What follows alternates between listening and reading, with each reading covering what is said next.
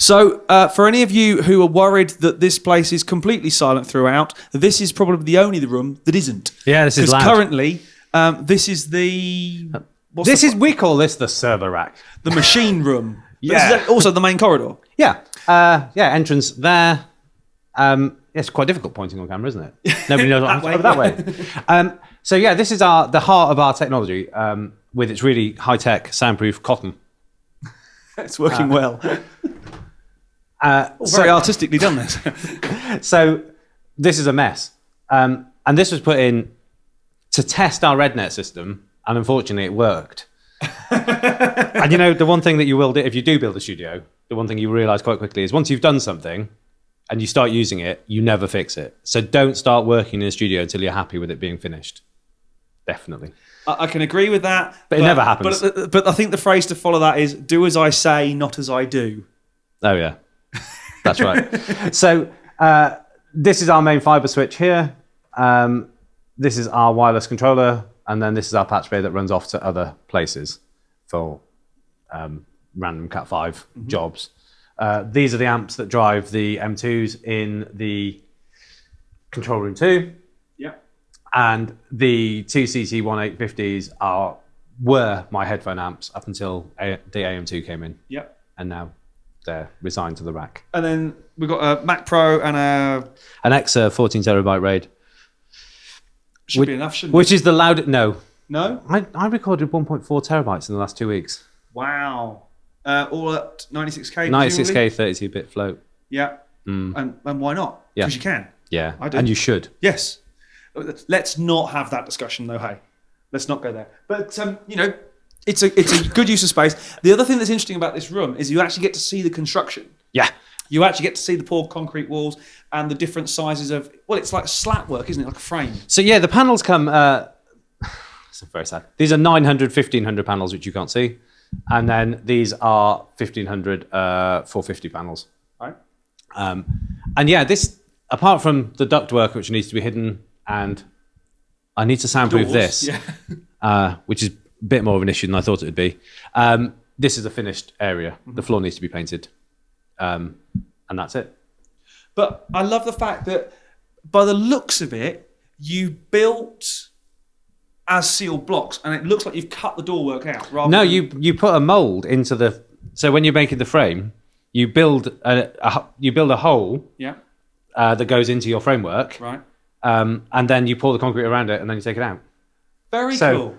That's why I put bevels on everything because I like them. See, I thought that looked like circular saw cuts. Oh, no, you wouldn't. We've had to drill a few holes in this building. Yeah. How many drill bits have you killed? 1 or 2. But I've had to drill some 250 mil holes. Some boreholes. Yeah. Most places I put...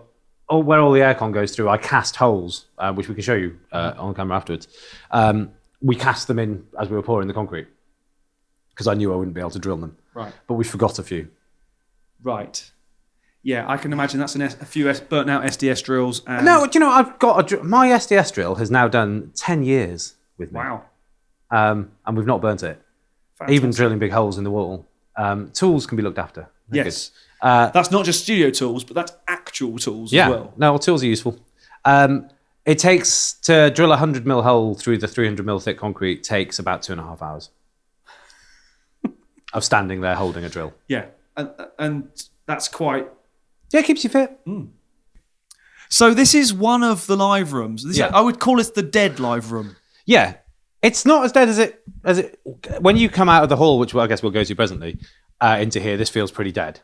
But there's no point. There is an ambience in here, and you definitely get a great drum sound with a slightly distant mic. But when you've got essentially a concert hall, there's no point having a room with half a second of reverb. Yeah. You may as well add that. Yeah. You may as well. But no, it's a relatively dead space.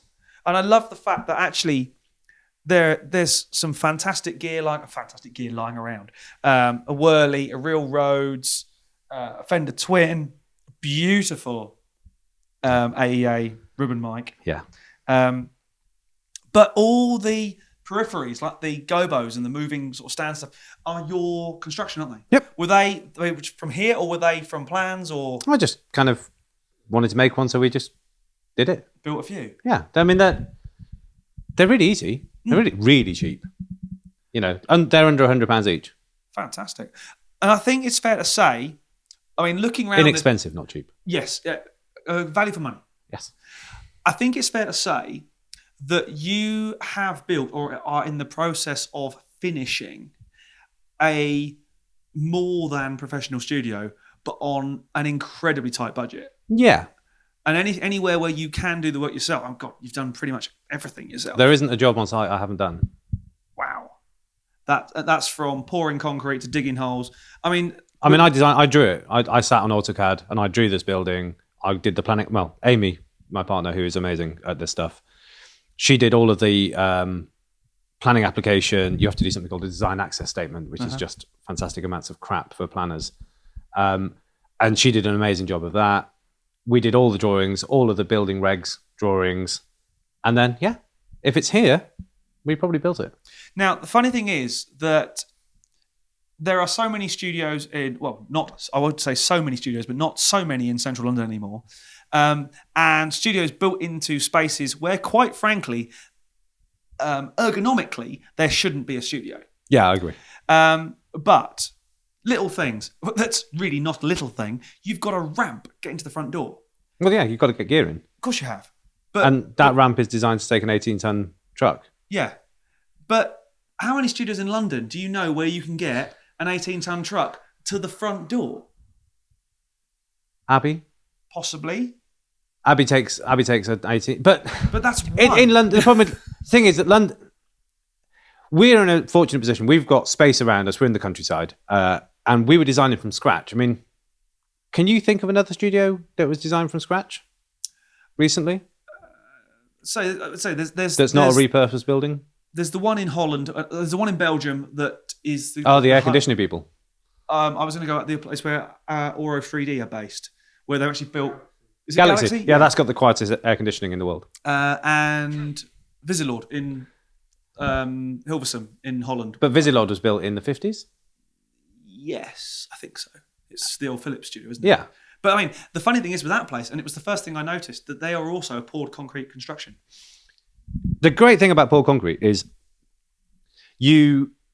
base hits these walls and it comes straight back at you. Yep. In fact, everything hits these walls. How thick are the walls? Oh, they're 300 millimeters thick. So that's quite a chunky wall. Yeah, it's bigger than that. Yeah. Yeah. Wow.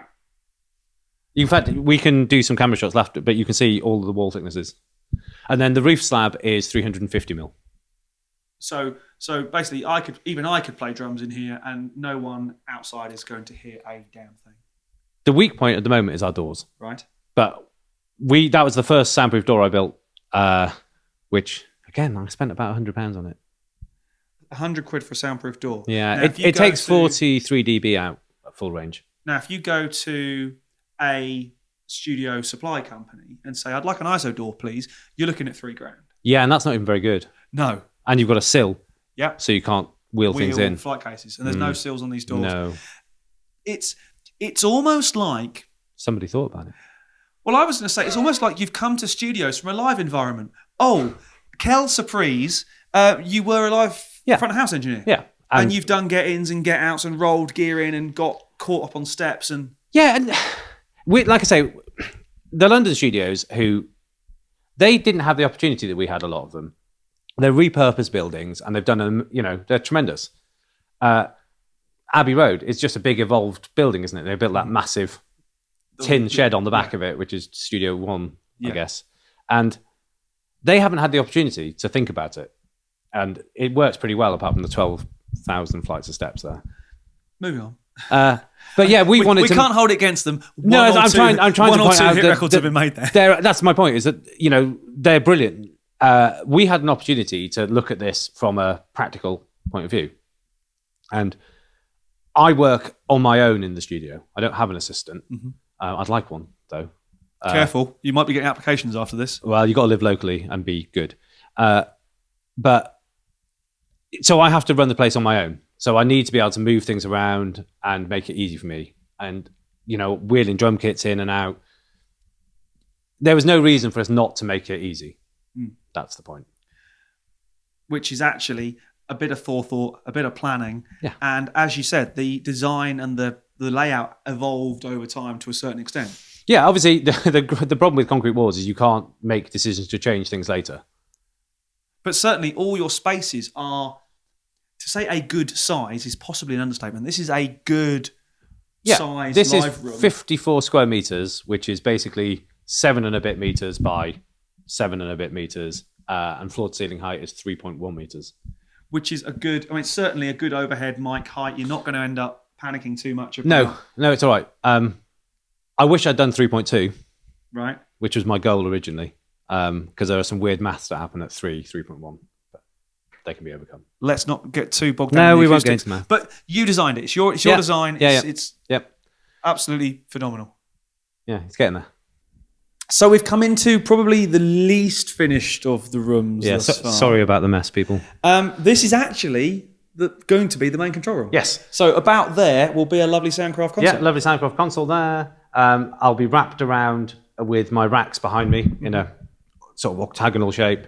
And then the space where the camera is and we're looking into will have a sofa and be an open space. A producer sofa. No, I sit there.